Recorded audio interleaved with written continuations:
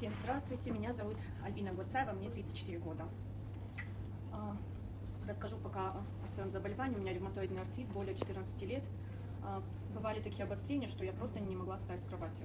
Помимо этого у меня хроническая анемия была, мигрени, железодефицит хронический,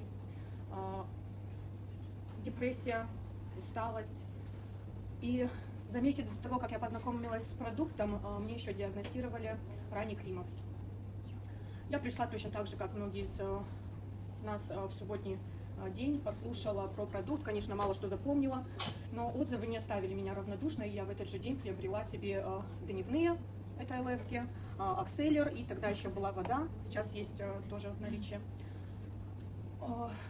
Спустя месяц наступила беременность, которую я ждала более 8 лет. Всю беременность я пила продукты, ЛФ, Акселлер, воду.